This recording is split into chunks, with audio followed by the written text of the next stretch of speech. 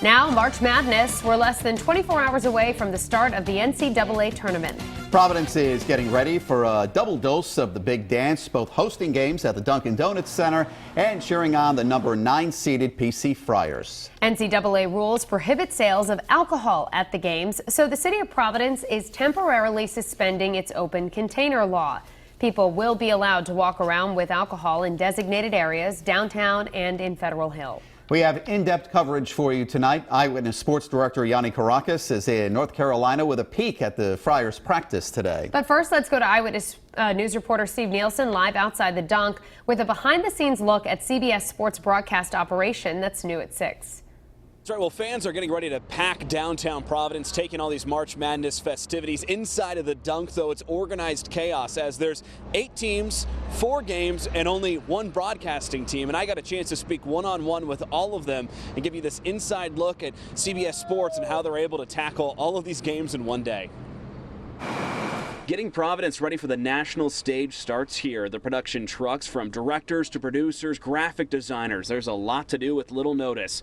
That's outside the dunk. Inside, balls are bouncing off the hardwood as Baylor practices for the big stage and their chance at glory. And when you're watching at home, Ian Eagle will be one of the voices you hear. Stamina and trying to pace yourself. 8 teams, 4 games, 1 day. How do you prepare for something like that? You just have like 3 ring binders full of info?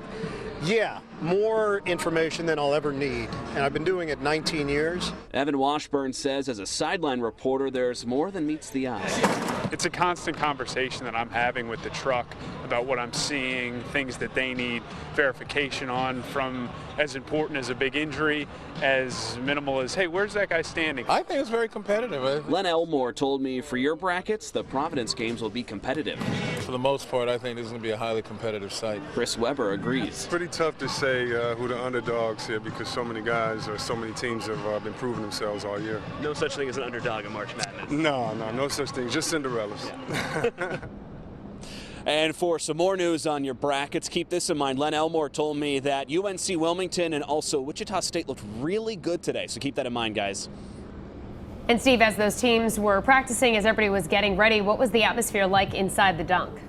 Well, you know, there's actually quite a few people there. The practices, they're open to the public right now. In fact, University of Arizona, the Wildcats, they just wrapped up practice a short time ago. And because it's open to public, we saw a lot of people just going in and kind of watching. I'd say at least a few hundred people taking it all in. And all those broadcasters I talked to as well said that they really like the Dunkin' Donuts Center as a venue. They said it's a really intimate atmosphere for the NCAA tournament, and they're expecting a lot of excitement tomorrow. All right, thank you, Steve. Steve Nielsen reporting live outside the dunk in Providence.